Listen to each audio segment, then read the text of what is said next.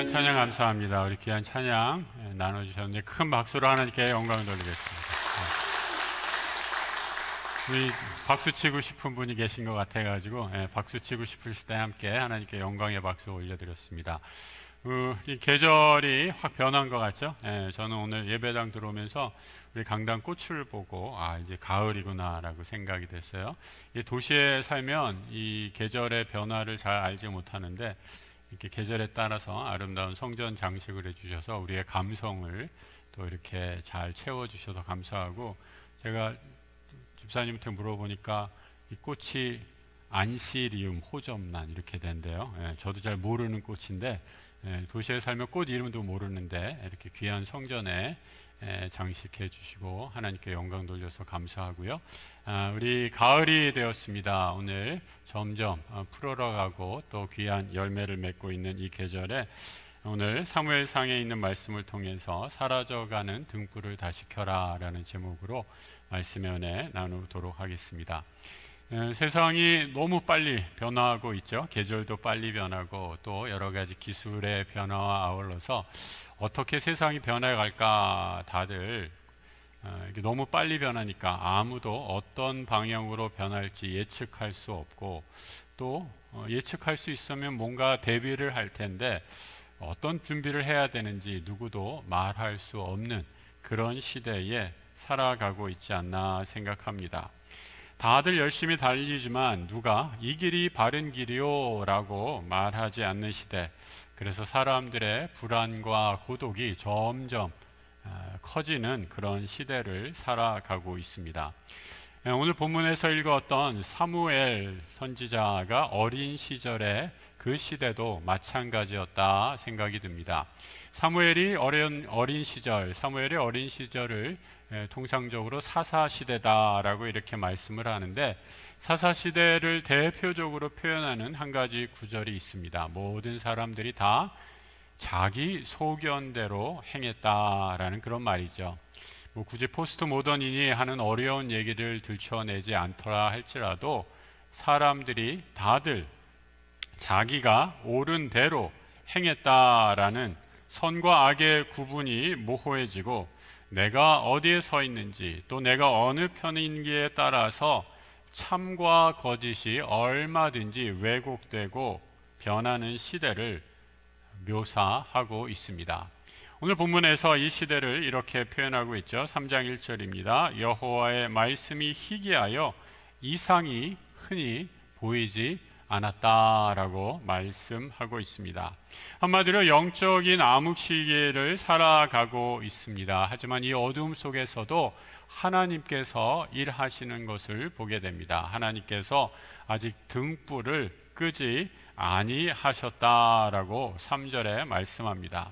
하나님은 생명의 역사를 계속해서 하시는 분입니다. 사람은 조변석계, 또 방금 전에 내 마음도 내 스스로가 확신할 수 없건만 하나님은 어제나 오늘이나 내일도 변함없으신 늘 동일하신 분입니다. 구약의 제사장들이 자신들의 임무를 감당하기 위해 꼭 해야 할 한 가지 의무가 있었습니다. 바로 성전의 성전불을 꺼지지 않도록 늘 살피는 그런 일이었습니다. 성전에 타오르는 불은 하나님이 함께 하신다라는 임재의 상징이었기 때문입니다. 그런데 레위기에서 성전 제사장들이 이 불을 꺼트리는 그런 죄를 범하게 됩니다. 레위기 10장 1절과 2절의 말씀인데요. 아론의 아들 나답과 아비후가 각기 향로를 가져다가 여호와께서 명령하시지 아니하신 다른 불을 담아 여호와 앞에 분향하였더니 불이 여호와 앞에 나와 그들을 삼키매 그들이 여호와 앞에서 죽었다 말씀합니다. 하나님 성전의 불을 지켜야 할 성지자들이 이 불을 꺼트린 것입니다. 그래서 급한 나머지 어떻게 했을까요? 이방에서 쓰던 불을 급히 가져다가 아마 이방 제사에 사용했던 불을 가져왔으리라 생각합니다. 임시 변통으로 그 불을 다시 지핀 것이지요. 그런데 이는 하나님 앞에 가증한 그런 일이 되어서 무서운 심판을 받게 되었다라고 말씀하고 있습니다. 이 상징적인 사건, 구약에 일어났던 이 사건이 사실은 구약 전체를 흐르고 있는 이스라엘이 하나님으로부터 멀어지는 그런 과정들을 보여주고 있다 생각합니다. 사무엘 시대는 모든 것이 다 깜깜해져서 물리적인 어두움뿐만 아니라 영적으로도 어두워져서 하나님의 말씀으로 멀어지고 하나님의 말씀이 들리지 않는 시대를 살아가고 있었다라고 말하고 있습니다. 사무엘 시대의 제사장은 엘리라는 제사장입니다. 이 엘리라는 제사장은 특별히 사무엘상을 가만히 찬찬히 읽어보면 이 자녀 교육의 진심이었던 제사장인 것 같아요. 이 부모로서 자녀들 잘 되고 성공하는 거 바라지 않는 그런 부모가 어디 있겠습니까? 그런데 제사장직을 맡은 엘리는 자녀가 하나님보다 훨씬 더 귀했던 것 같습니다. 하나님은 그런 엘리에게 어떠한 말씀도 하지 않으십니다. 2절에서 눈이 점점 어두웠다라고 이렇게 말하고 있죠. 영적인 건강 상태를 상징적으로 표현하는 말입니다. 눈이 어두워졌다, 나이가 들면 노안이 되죠. 저도 이제 안경을 벗으면 노안이 와서 성경을 잘 못 보겠더라고요. 또 이 눈이 안 보이면 귀라도 좀 잘 들려야 되는데 귀도 먹었는지 귀도 하나님의 말씀에 예민하게 반응하지 못한 것입니다. 영적으로 심각한 질병에 걸린 것이죠. 그런데 엘리의 문제는 자연적인 노화 현상과는 좀 거리가 있습니다. 이 자리에 어르신들도 많이 계신데 우리 어르신들 이 자리에 나와서 예배의 자리에 참여하신다라는 것만으로도 얼마나 귀하고 복되고 영적으로 건강한 분들입니까? 그런데 엘리는 전혀 그렇지 않습니다. 누워 있었다라고 이렇게 얘기합니다. 몸이 비대할 대로 비대해 있어서 그는 늘 누워 있었다라고 이렇게 얘기합니다. 조금 더 구체적으로 신랄하게 표현하면 누워 있었다라는 표현보다 몸이 비대해져 가지고 자빠져 있었다라고 얘기하는 게 훨씬 더 정확한 표현일 것입니다. 영적인 근력과 긴장을 다 상실하고 만 것입니다. 그런데 여러분, 사람은 실패해도 하나님은 실패하시는 법이 없습니다. 이 어둠의 시대에 바로 꺼지지 않는 등불을 살리기 위해서 하나님이 일하십니다. 바로 소망의 불을 사무엘을 통해서 지피시는 거죠. 시대가 어두울수록 우리 하나님, 우리 성도님들 한 분 한 분을 세상의 빛으로 부르시는 분 하나님이십니다. 또 이 땅의 교회를 진리의 빛으로 이 땅에서 교회를 부르십니다. 우리 교회가 믿음의 등불이 되어야 합니다. 그래서 계시록에서는 하나님의 교회를 불을 밝히는, 어둠을 밝히는 촛대로 묘사해 주고 있습니다. 계시록 1장 20절의 말씀이죠. 내가 본 것은 내 오른손에 7별의 비밀과 또 7 금촛대라. 7별은 7 교회의 사자요 7 촛대는 7 교회라 말씀합니다. 촛불이 타올랐다라는 것, 불을 밝히고 있다라는 것, 아직 하나님의 은혜가 꺼지지 않았다라는 증거입니다. 마지막 시대에, 영적인 어둠 암흑의 시대에 이 불이 꺼지지 않도록 사도 요한은 소아시아의 여러 교회를 향해서 너희의 첫 믿음, 그 첫사랑을 지녀라, 다시 회복하라 라고 말씀하고 있습니다. 계시록 2장 5절의 말씀인데요, 같이 한번 읽어보겠습니다. 그러므로 어디서 떨어졌는지를 생각하고 회개하여 처음 행위를 가지라. 만일 그리하지 아니하고 회개하지 아니하면 내가 내게 가서 내 촛대를 그 자리에서 옮기시리라.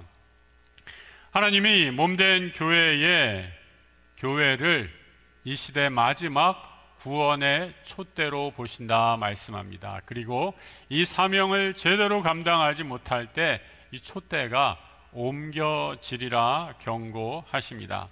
우리의 구원의 촛불이 꺼지지 않도록 함께 기도하시기 바랍니다. 말씀으로, 기도로 깨어서 이 시대를 밝히는 진리의 등불, 하나님 우리 교회가 그런 교회 되겠습니다 라고 다짐하고 나아가는 우리 모든 약수의 교회 되시기를 우리 주님의 이름으로 축복합니다.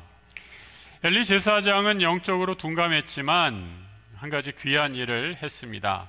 바로 하나님의 말씀을 듣고도 구별하지 못하는 어린 사무엘에게 이 말씀은 하나님으로부터 온 것이다 라고 사무엘에게 알려주는 것이죠. 하나님은 새로운 세대를 준비하고 일으키시고 준비합니다. 비록 엘리는 분별력이 둔해졌지만 마지막 사무엘을 하나님께 인도하는 역할을 감당합니다.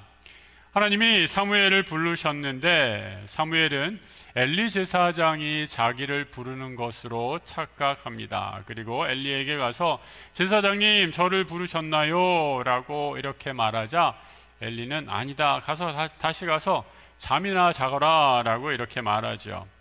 이 7절에 보면 사무엘이 여호와의 음성을 듣고도 분별하지 못하는 이유를 이렇게 말해 주고 있습니다. 사무엘이 아직 여호와를 알지 못하고 여호와의 말씀도 아직 그에게 나타나지 아니하였다라고 말씀합니다.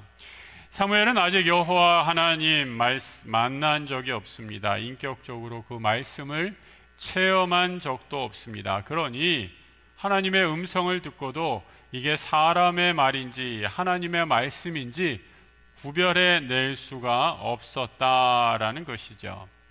말씀을 들은 사람, 하나님의 은혜를 체험한 사람, 이 교회에 모여서 우리가 하나님의 은혜를 체험한 자로 이렇게 모여 있다면 이 땅의 교회가 꼭 해야 할 일이 한 가지 있습니다. 그것은 바로 말씀되게 말씀을 가르치고 전하는 사명입니다. 교회가 교회되는 가장 중요한 이유는 무엇입니까? 바로 이 생명의 말씀을 전하고 가르치고 또 복음을 전할 때 그 말씀에 반응한 사람들이 교회로 돌아오는 구원의 역사가 일어난다라는 거죠. 누가복음 19장에서 예수님은 예루살렘을 위해서 눈물을 흘리십니다. 우리 주님이 왜 눈물을 흘리셨는가? 기도하는 전이어야 할 하나님의 성전을 당시 종교 지도자들이 강도의 불혈로, 강도의 소굴로 만들어버렸다라고 하면서 탄식하고 계십니다. 말씀을 들어야 하는데 말씀이 들리지 않습니다. 기도하는데도 기도의 문이 열리지 않습니다. 말씀과 기도가 막히게 되니까 사람들이 소망을 잃어버리게 됩니다. 그리고 그 영혼이 피폐해지는 예루살렘 성전을 바라보면서 예수께서 우셨다 기록하고 있습니다.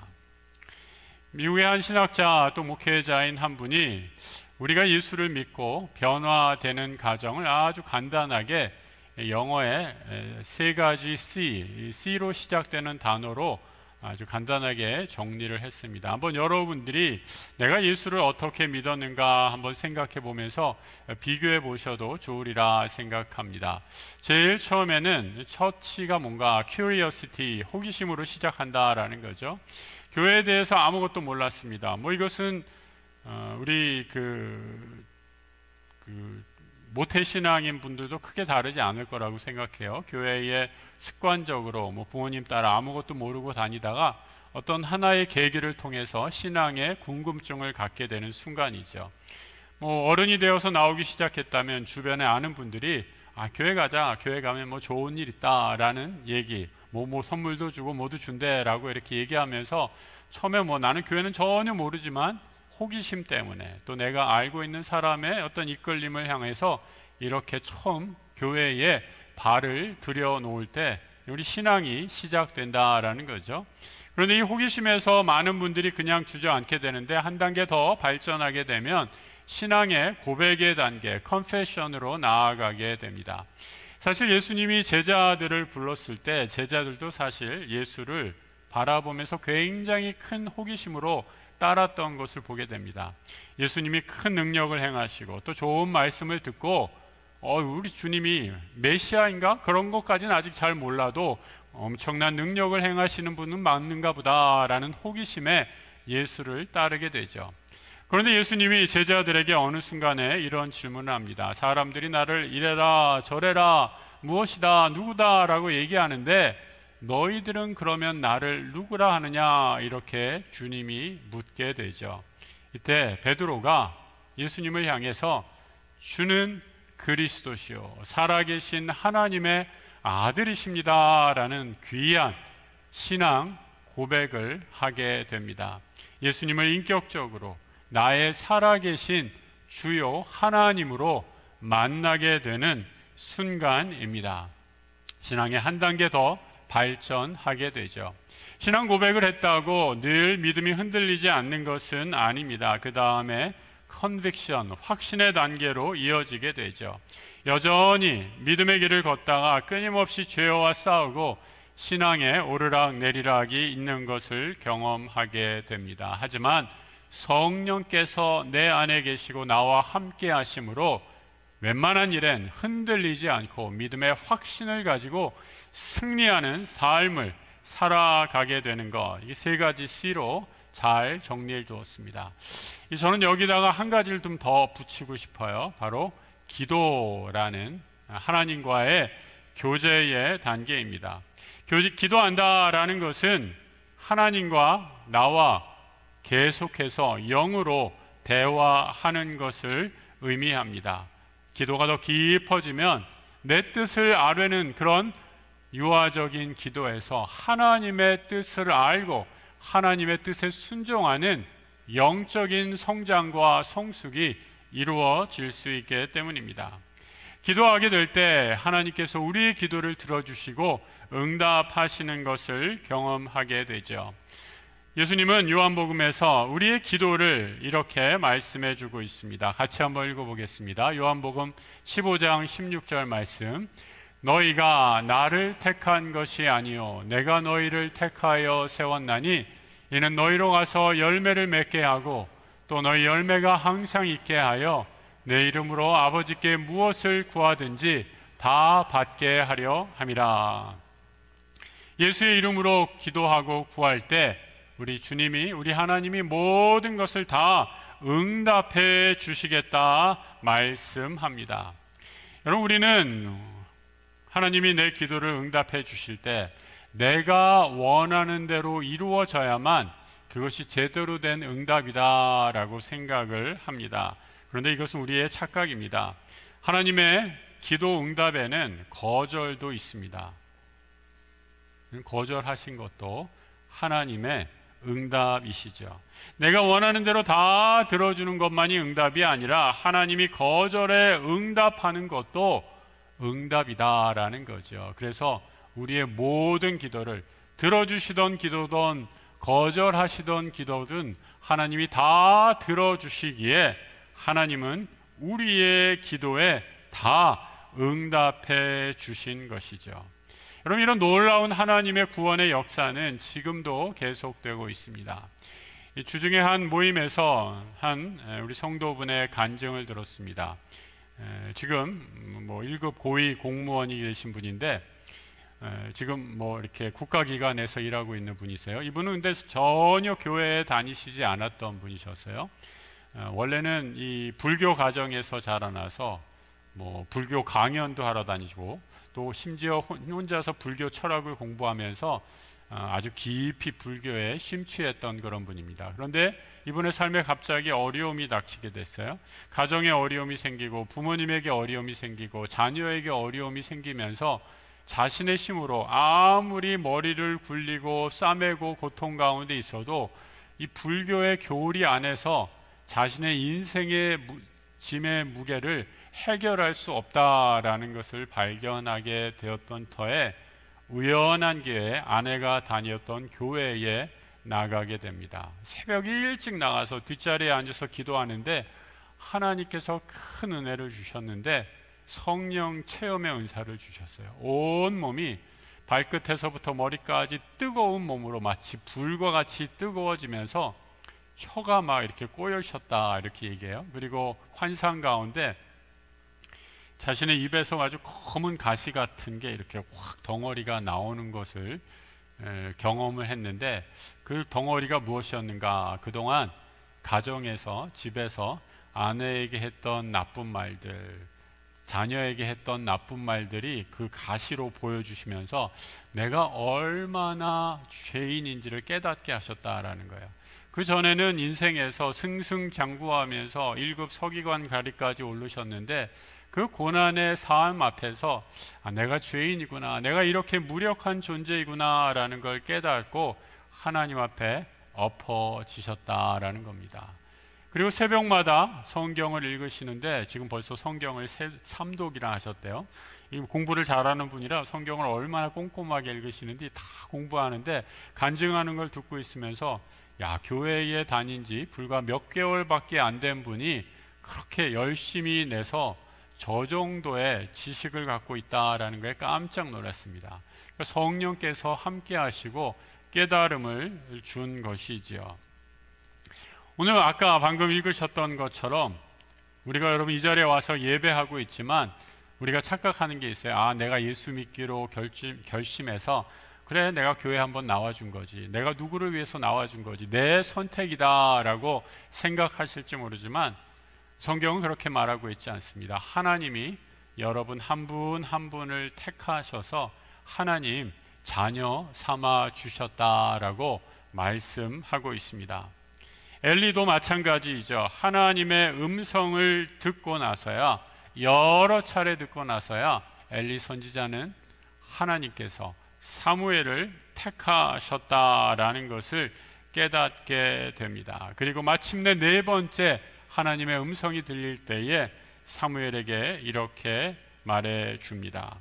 여호와께서 임하여 서서 전과 같이 사무엘아 사무엘아 부르시는지라. 사무엘이 이르되 말씀하옵소서, 주의 종이 듣겠나이다. 이렇게 응답할 것을 가르쳐 줍니다. 하나님의 말씀이 들릴 때 가장 바른 태도, 주님 말씀해 주십시오, 내가 듣겠습니다 라는 태도이죠. 그런데 여러분, 듣는 것이 생각보다 어려워요. 여러분 잘 들으십니까? 경청을 해야 믿음이 성장하고 믿음이 큰 사람이 됩니다. 가만히 이렇게 대화하다 보면 그런 분들 있죠. 자기 말만 하는 분들. 그런 분들은 믿음에 있어서도 성장하기 참 힘듭니다. 잘 들어야, 잘 경청해야 우리의 믿음이 성장할 수 있습니다. 믿음이 큰 사람은 잘 듣는 사람입니다. 잘 들어야 믿음의 불씨를 살릴 수 있습니다. 말씀의 등불, 기도의 등불을 밝힐 수가 있습니다. 말씀과 기도의 등불을 통해서 하나님이 하시고자 하시는 궁극적인 목표는 이 등불을 꺼트리지 않고 다음 세대에 전하는 것입니다. 하나님의 말씀은 살아있고 운동력이 있는 말씀이기에 아무리 세대가 어두워도 진리의 빛, 구원의 등불은 밝혀야 하기 때문입니다. 저는 우리 약수교회 60여 년 지나오면서 믿음의 등불을 밝히신 분들로 인해 지금까지 진리의 빛을 비추고 이어오고 있다라고 믿습니다. 연로하시고 불편하셔서 어디 아프지 않은 곳이 없는 분들, 여전히 그 삶의 자리에서 기도의 등불을 새벽마다 켜시는 권사님들이 계십니다. 다음 세대를 위해 눈물로 기도하는 장년 세대가 하나님이 밝히시는 소망의 등불, 믿음의 등불입니다. 교회 학교의 많은 교사분들 주중에도 얼마나 힘들고 회사 일로 또 직장 일로 가정 일로 분주하지만 시간을 내서 말씀을 준비하고 아이들을 기도로 섬기는 다음 세대 교사분들, 우리에게 있는 소망의 불길입니다. 지금도 교회 곳곳에서, 보이지 않는 곳에서 알아주던 알아주지 않던 몸된 교회를 섬기시는 많은 재직분들, 교회를 밝히는 헌신의 불을 밝히고 계십니다. 성도 여러분, 이 믿음의 불, 이제는 내가 밝혀야 할 때입니다.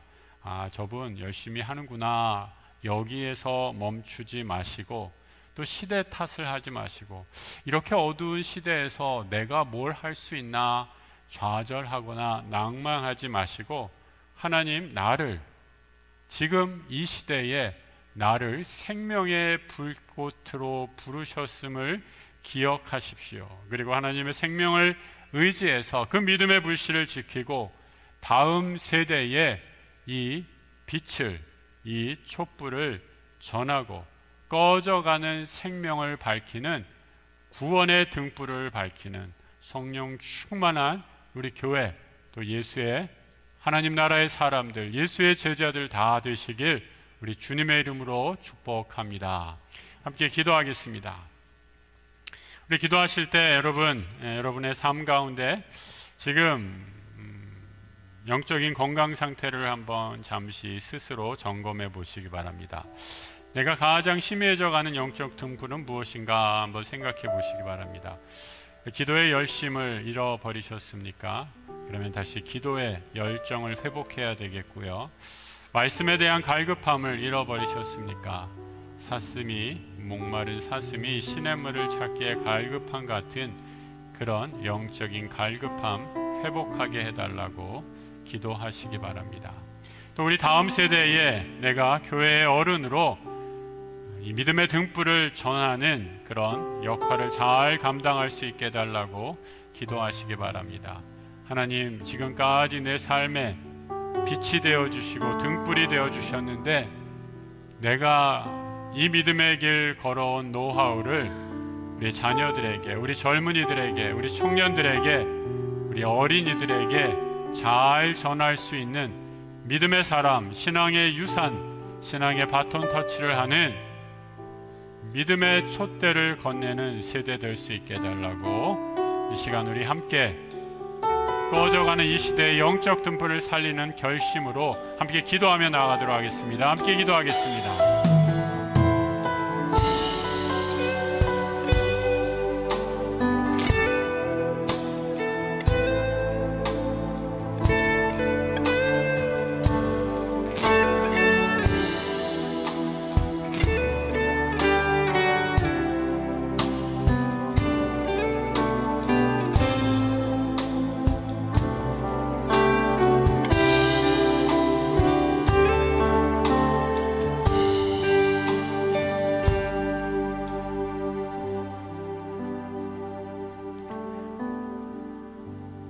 주님, 영적인 암흑 시기에도 하나님의 등불은 꺼지지 아니하셨다 말씀하신 것처럼